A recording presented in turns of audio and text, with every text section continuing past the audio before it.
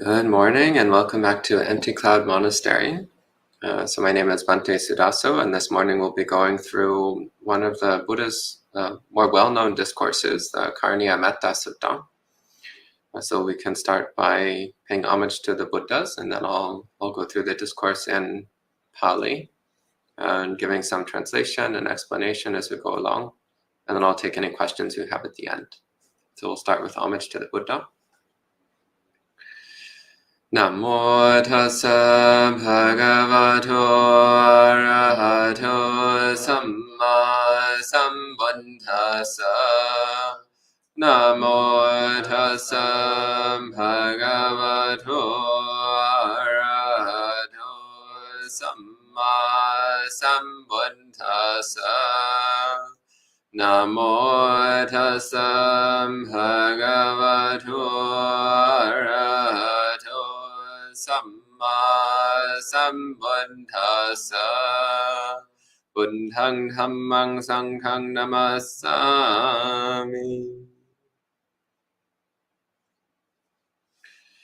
So, as mentioned, we'll be looking at the Karaniya-Metta Sutta, which is found in the Khuddaka Nikaya.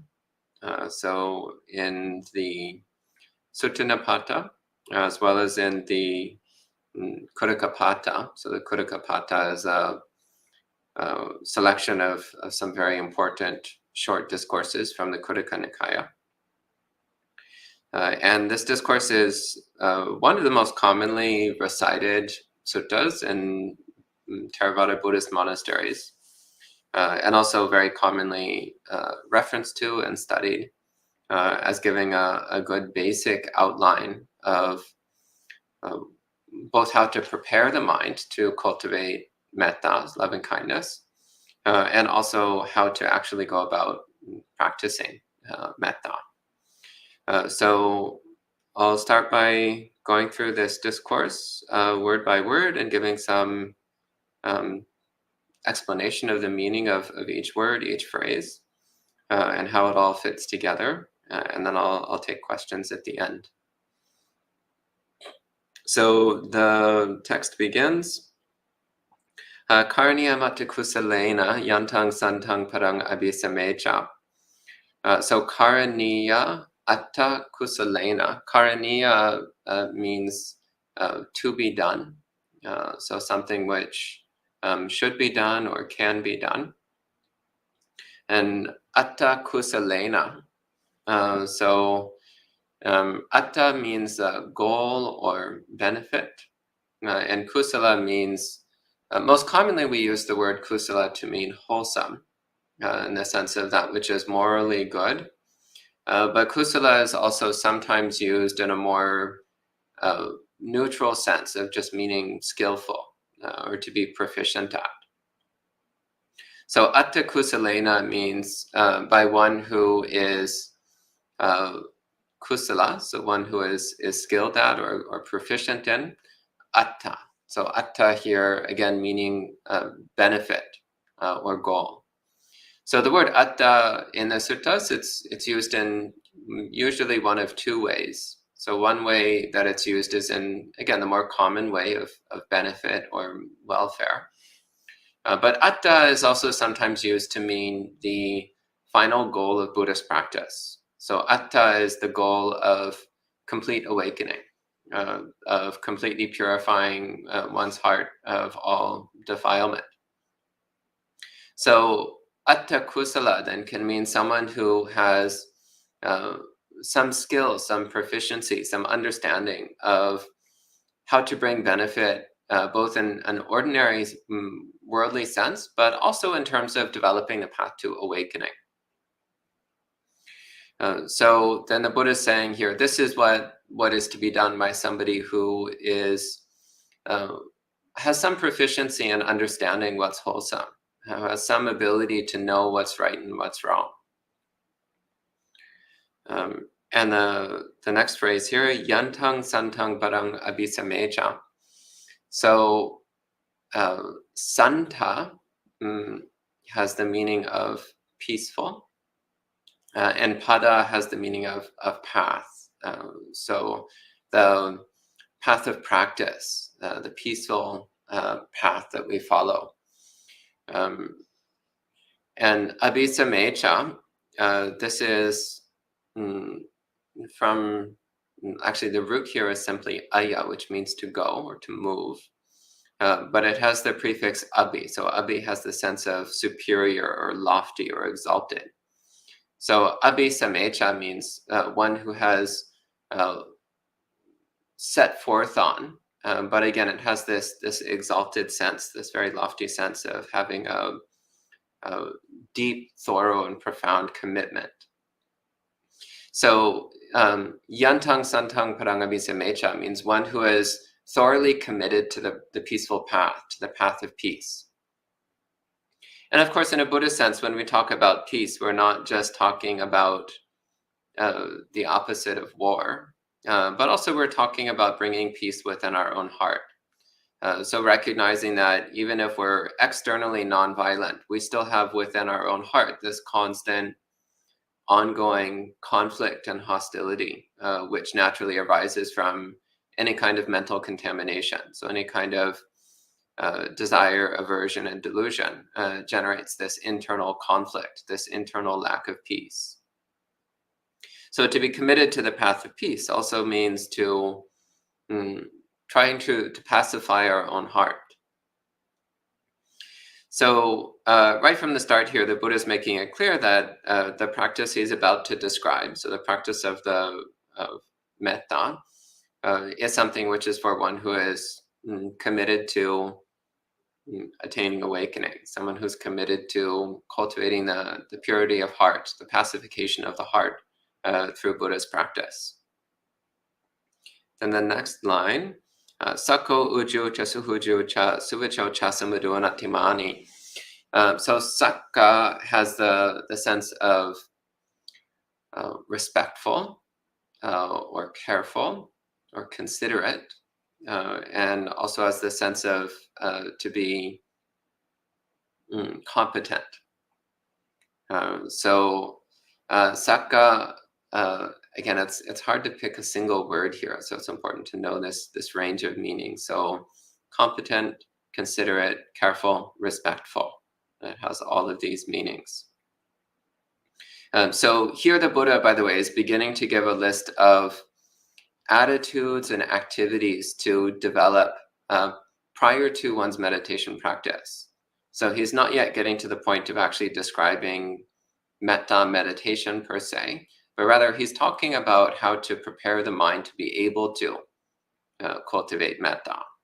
So it starts with this attitude of carefulness, consideration, and respectfulness in everything that we do. So careful, both in the sense of paying attention to what we're doing, but also careful in the sense of considering how everything we do affects sentient beings, both ourselves and others. And always trying to do that which causes the least amount of harm and brings the maximum benefit. So this is something which actually rises naturally from practicing metta. The more we cultivate this mind of benevolence, the more naturally we wish to avoid causing harm, the more we wish to seek benefit. But also through deliberately practicing carefulness, consideration, and respectfulness, both towards others and towards ourselves. That will also help to nourish the growth of loving kindness. It helps to develop this attitude of benevolence, of goodwill. Then these next two words, so uju and suhuju. So uju has the sense of upright, of morally upright. And suhuju is simply adding the prefix su. So su means very or good. So suhuju means very upright.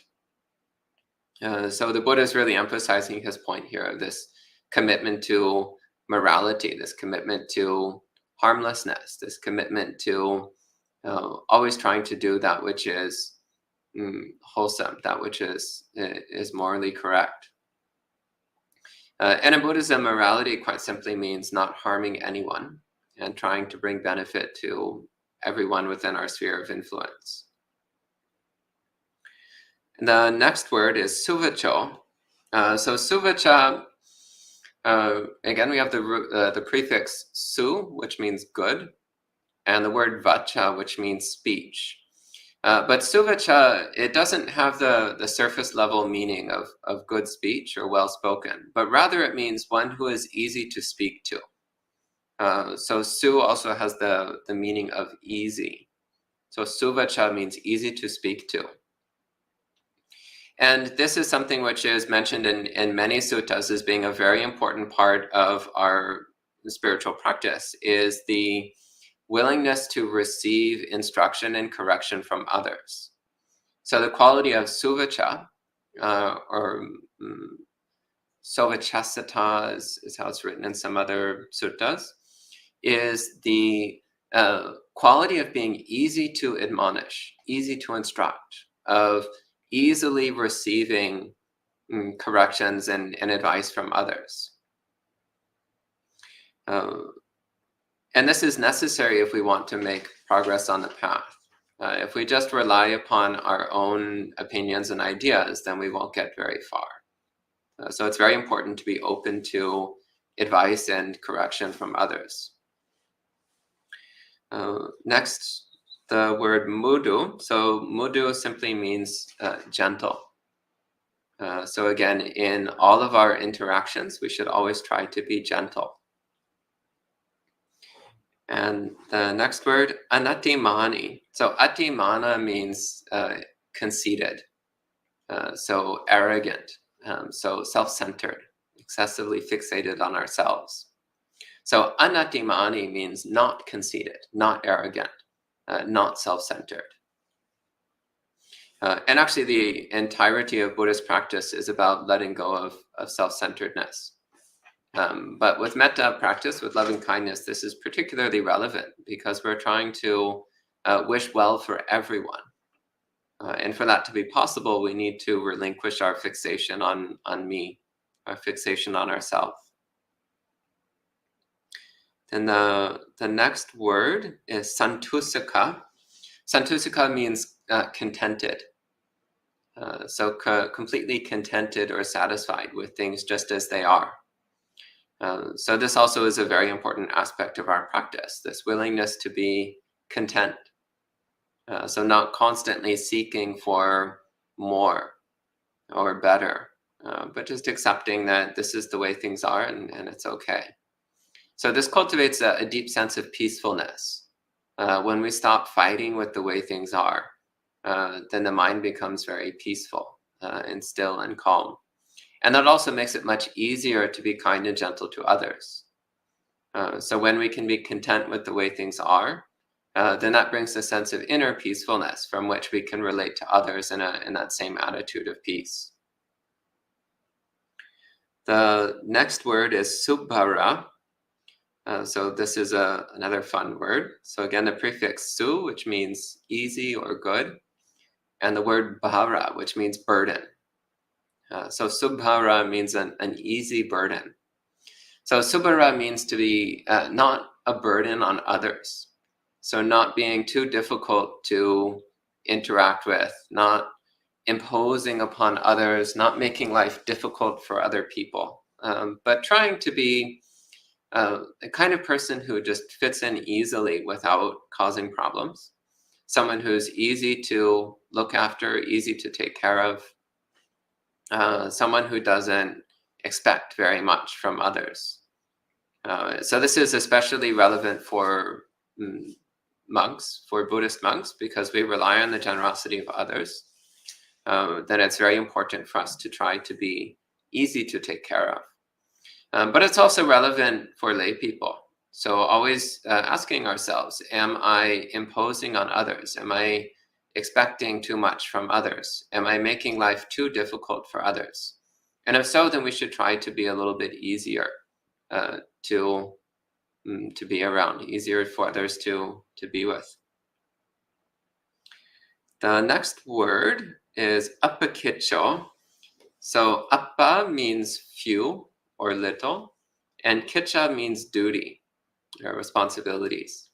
So appakicha means to have few duties, few responsibilities, few obligations. And you might think this is a little bit strange. So the Buddha is talking about how to develop loving kindness. Well, think about it. If you have a lot of duties, a lot of responsibilities, a lot of work, and you're always fixated on your duties and responsibilities and work, what happens? Well, you start to get stressed out. Maybe you're worried that you're not going to be able to fulfill all of your duties efficiently. You're fixated on me and my responsibilities, and you lose the openness and space to care about others. So also trying to reduce or minimize the amount of duties and obligations that we have. It gives us a sense of spaciousness, like we have enough time and space and energy to look after others, to care about others. So making sure we're not weighing ourselves down with too much to do, with too many duties and obligations. This is also an act of kindness for ourselves, by the way. So if we take on too much, then we also tend to weigh ourselves down.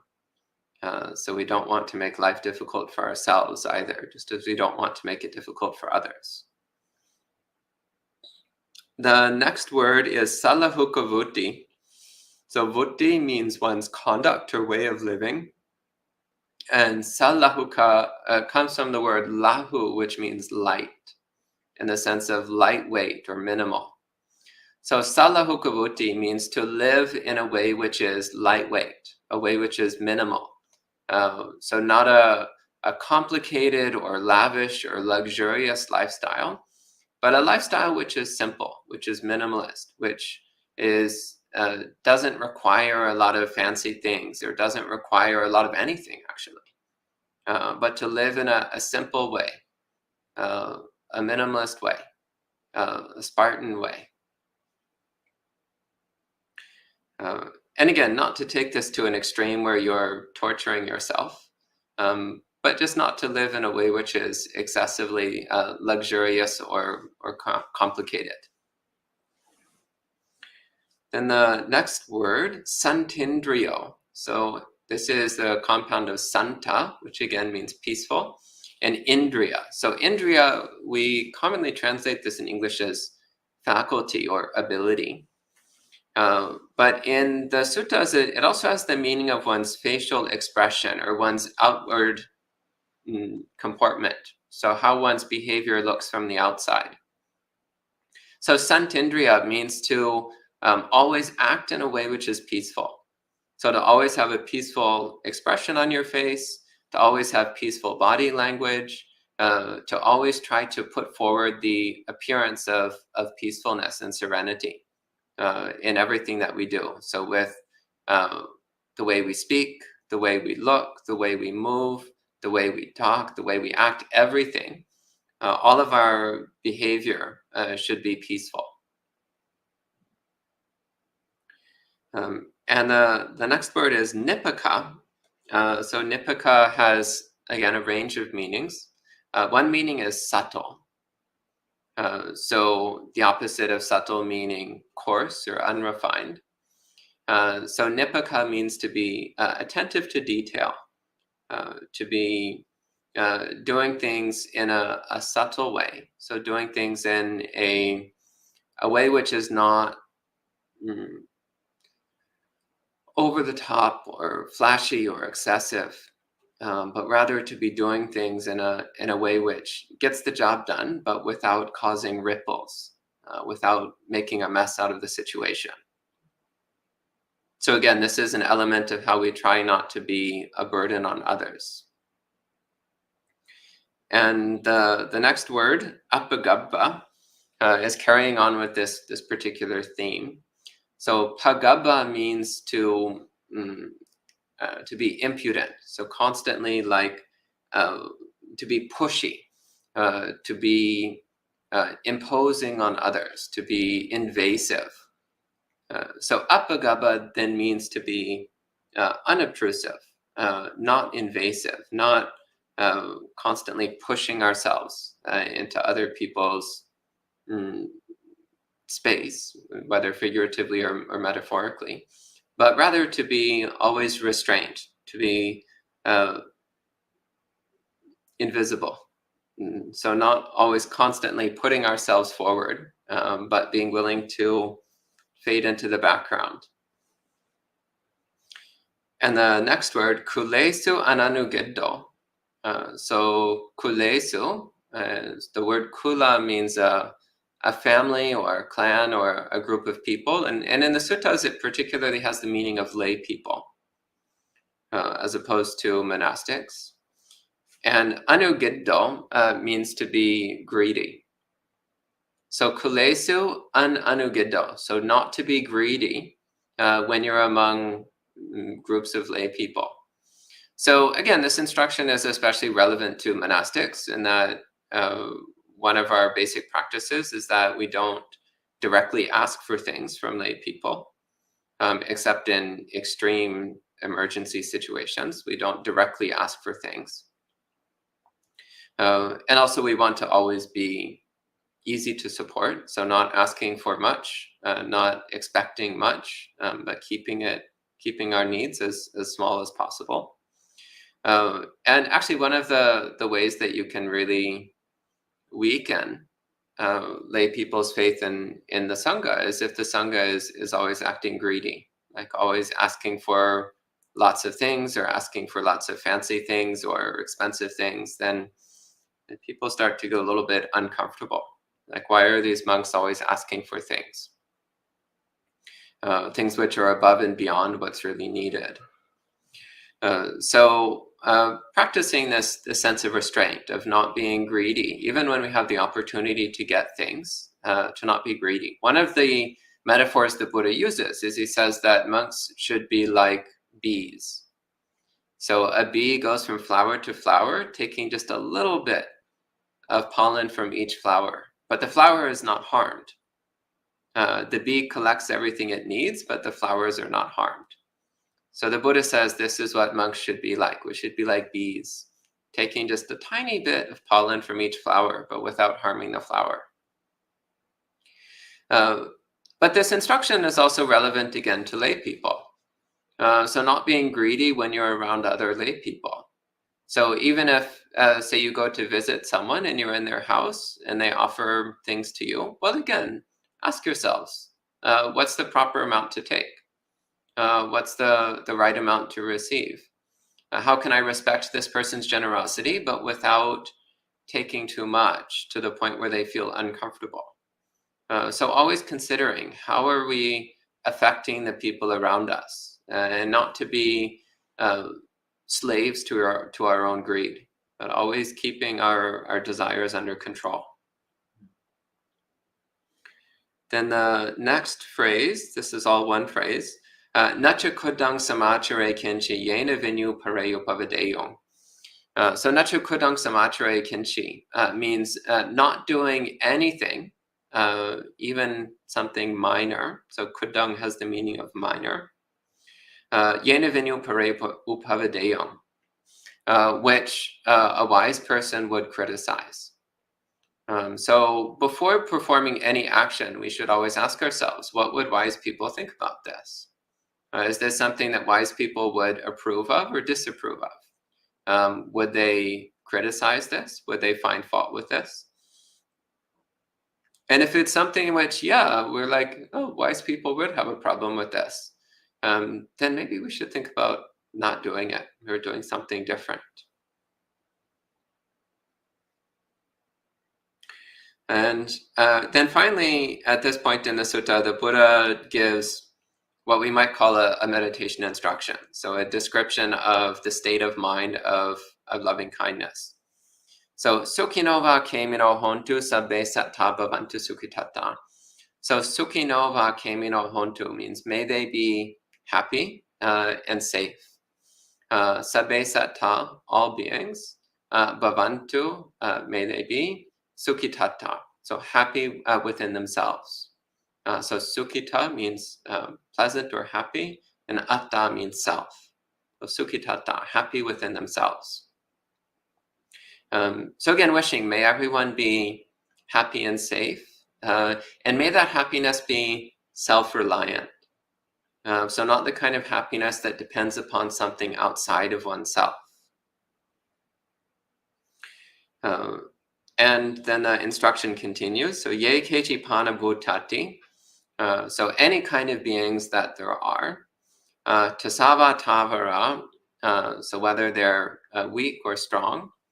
So tasa literally means shaky. And tavara means solid and stable. So tasava tavara. So those who are trembling, who are frail, who are weak, and also tavara, those who are steady, stable, strong. And va anavasesa. So avasesa means remainder. So anavasesa means with no remainder, no exception. So all living beings, whether weak or strong, with no exceptions. Digava yeva mahanta majima rasika anukatula. So those who are large, those who are big, those who are medium-sized, those who are short, those who are tiny. So again, everybody of every size. So from the biggest to the smallest. And this is not just humans, by the way. It's also animals, spirits, all sentient beings are included in this. Again, the Buddha says, ye kechi panabhutati, so all living beings. Anavasesa, without exception. So continues, ditta va yeva aditta. So ditta, seen, aditta, unseen. So whether you can see them or not, we still wish for them to be happy. Yeva dure vasanti avidure. So whether they're close or far away. So again, no distinction on distance. Bhutava sambhavesi va. So this line, there's a bit of debate around. So I'll start just by telling you the meaning of these words. So bhuta means come into being. So something which, a being who's already come into existence. And sambhavesi, so sambhava means to become. And asi means searching. So sambhavesi literally means one who is seeking a state of existence. And there's some debate here as to whether what this is talking about. So one opinion is that this refers to a being that's in the intermediary state between two births, between two lives. There are other people who reject the idea of an intermediary state. So sambhavesi would then mean someone who is at the moment of ending one life and beginning another. But either way, the point here is, once again, it's everyone with no exception. So whether they're in a clearly defined state of existence or whether they're in a transition state, still we wish for everyone to be happy. Which is the next line, Sabbe satta bhavantu sukhitata. So may all beings be happy within themselves. And the Buddha continues, he says, Naparo parang nuku beta. So paro parang means from one to another. And niku beta means to look down upon, or to denigrate. So naparo parang nuku beta means may no one look down upon another. May no one think poorly of another. Nati manyete katachinang kanchi. So ati manyati similarly means to despise or to think poorly about somebody else, to hate somebody else, or to, again, to put yourself above another. So nati manyete katachinang kanchi. So not despising or looking down on anybody anywhere. Byarosana patiga sanya nanya manya saduka mecheya. So byarosana patiga sanya means based upon anger or aversion. Nanya manya saduka mecheya. One should not wish dukkha for any other being. So basically the Buddha here is saying there's never any proper excuse to wish for somebody else to suffer.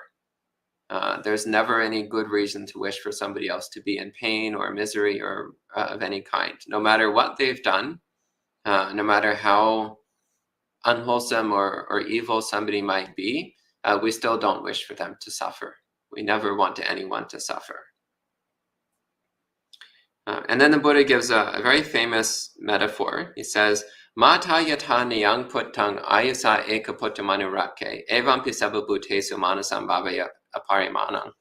So mata is mother, yatha means as, niyang means one's own, and puttang means child. So just as a mother towards her own child, ayasa ekaputtamanurake. So ayasa means even with her life. Ekaputtang, her one child, anurake, would protect. So just as a mother would protect her own child, even with her life. He says, Evampi sababhutesu. So in the same way, towards all beings, manasang bhavaya aparimanang. So one should develop this state of mind. So manasa means mind. Bhavaya means to develop. And aparimanang means not restricted and not limited. So aparimana means the boundary of something. Like if you have a fence around a field, that's the parimana. So the Buddha is saying that we should cultivate this state of mind with no boundary, no restriction around its perimeter. So parimana again means perimeter. So with no perimeter, no boundary, no restriction. We should have this state of mind towards all beings, just as a mother has towards her child. He says, Mettancha sabalokasming. So one should have metta towards the entire world. Manasam bhavaya parimana. Again, cultivating this state of mind with no perimeter, no boundary, no limits. Uddhang means above, ado, below, and tiryang, all around. So above, below, and all around. So again, in all directions. So beings everywhere. Asambhadang means not constricted. Again, there's no limit. Like, I love you, but only 10%. No, I want you to be 10% happier. No restrictions. I want absolutely everyone to be infinitely, perfectly, completely happy. So no constriction or limits whatsoever. Aveirang means without any kind of hostility. And asapatang means, sapata means an enemy. So asapatang means no enemies. So you don't see anyone as your enemy. You have no enemies anywhere in the world. And this actually is a very important point, because even if somebody else does something to harm us or hurt us, well, they're just doing that because of their own delusion. And delusion is dukkha. So even if somebody else harms us intentionally, we can still have compassion for them, because we recognize that they're just expressing their own suffering. So that's a source for compassion, not a source for hostility or resentment. And the Buddha continues, Tittang, standing, charang, moving, sinno, seated. Sayano means lying down. So in all the four postures that the Buddha talks about, so standing, walking, sitting, and lying down. So in every position that we're in, we still try to keep this mind of metta. It says, Yavatasa vigata middo. So he says, as long as the mind is not asleep. In other words, whenever we're awake in any position, we should always be trying to cultivate metta. So etang sating aditteya. So etang, this, sati means mindfulness or memory. Aditteya means to resolve the mind upon, so to determine the mind upon. So we should determine to always have this state of mind. We should determine to always remember to be focused on cultivating and maintaining a mind of loving kindness. The next phrase, Brahma metang viharang idamahu.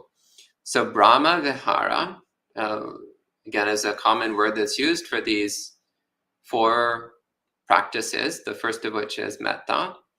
So here he is saying, Brahma metang viharang idamahu. So he's saying this is called a Brahma vihara. This is called one of the divine mind states, one of the divine states of being that we can cultivate. So through practicing metta, you can actually have the state of mind of the highest devas, the highest deities. And then dittincha anupagamma. So with this last phrase, the Buddha is starting to point towards the cultivation of insight, of wisdom. So dittincha anupagamma means not getting caught in any viewpoint. In other words, not having a rigid or limited perspective on the world. Silava means to have morality, to be committed to virtue. Dasanena sampanno means to have a perfect vision. So vision here in the sense of seeing things in line with Dhamma. So seeing things as impermanent, unsatisfying, and impersonal. Kamesu vinaya gedam. So this means having completely removed one's desire for sensuality. He says, Nahi jatu gabaseyang punareti iti. So he says, one is not born again into any womb. In other words, one no longer comes back to a human existence or an animal existence or anything lower than that. So he's saying here that if one practices loving kindness, relinquishes fixed or narrow opinions and viewpoints, cultivates morality, sees everything as impermanent, unsatisfying, and impersonal, and lets go of the desire for sensuality, then one will no longer be stuck in the lower realms. One won't even be stuck in the human realm, but one will only be born in the Deva worlds, the higher realms. And optimally, one will also cultivate the conditions for complete awakening. So that's the end of this sutta. So at this time, we can respect the sutta with 3 sadhus. Sadhu, sadhu, sadhu. And at this time, I'll take any questions that you might have.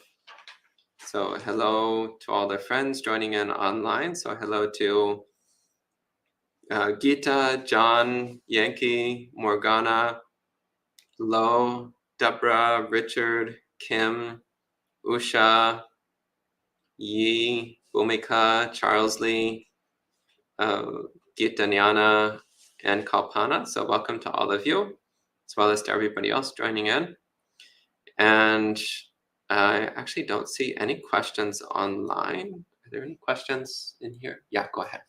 I'm interested in how one develops a more subtle sensitivity to the variations. Like, for example, what's the difference between animosity and resentment, and how one can identify it and then apply the right antidote? Or is it always just sandblast it all with metta? You really can't go wrong with sandblasting everything with metta. So, yeah, there are subtle differences between the different varieties of aversion. But actually, if your mind is flooded with metta, then no kind of hostility will arise. So no aversion or negativity or resentment or animosity, like none of that will appear in the mind. So if your mind is completely flooded with metta, then it's impossible for any kind of hostile mind state to appear. So you actually can't go wrong with that. It's actually a very effective way. So this doesn't need to be subtle. So actually metta is an extremely unsubtle state of mind. And that's part of its power. It literally just floods everything else out of your mind. Yeah. Okay. Any other questions? Yeah.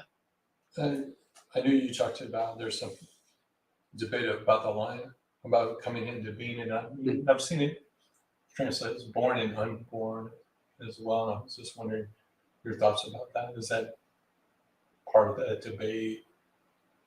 Yeah. Yeah. That was just my question. I was just wondering about that. I know that some versions it translates born or unborn. And I have seen that as people talk about opposition to abortion as well. Yeah, well, that gets into a very complicated issue, which I don't want to go into right now because it's It's quite complex. But actually there's, in the suttas themselves, there's actually almost nothing about what is a being before they're born. It's just almost, it's not even talked about. So for this reason, like, since I'll just say very briefly, because I could talk for a long time about this. There's no resolution to the question of abortion in Buddhism because it's not clearly stated anywhere in the suttas.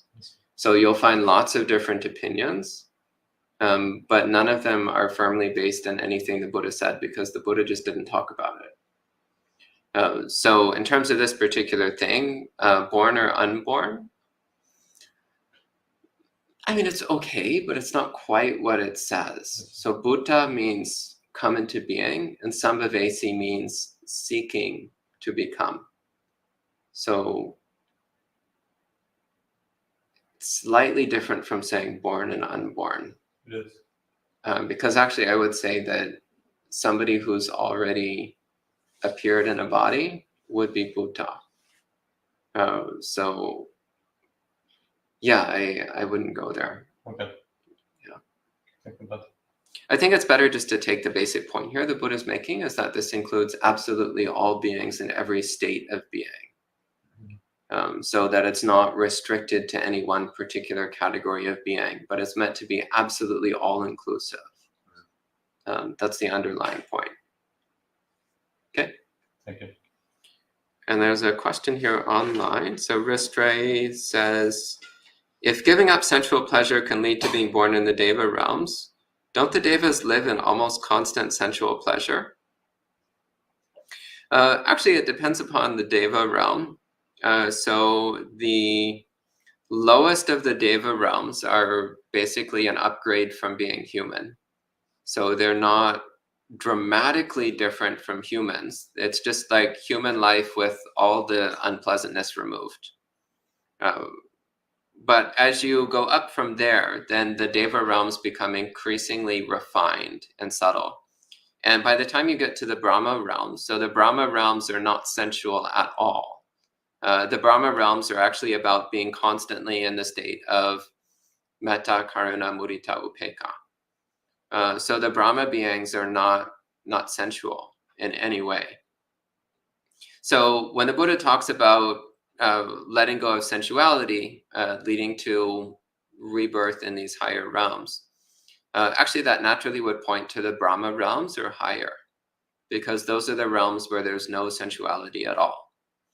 But also in a more simple sense, if one is able to let go of at least some of one's desire and attachment to sensuality, then that does generate the kind of good karma that can lead to being reborn in higher realms. But what you do when you're in that higher realm is up to you. So yes, in the lower Deva realms, it's very easy to have access to very refined forms of sensual pleasure, but you don't have to. You don't have to do that.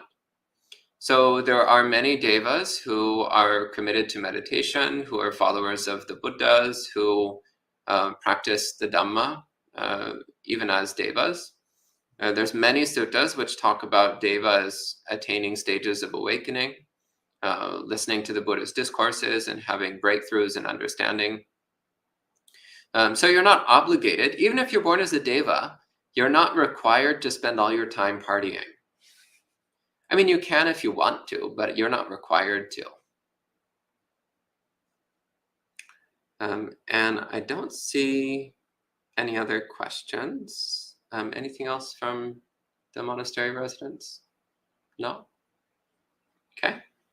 So I think we can go ahead and end the session at this time with 3 more sadhus. Sadhu, sadhu, sadhu. And we'll see you next time.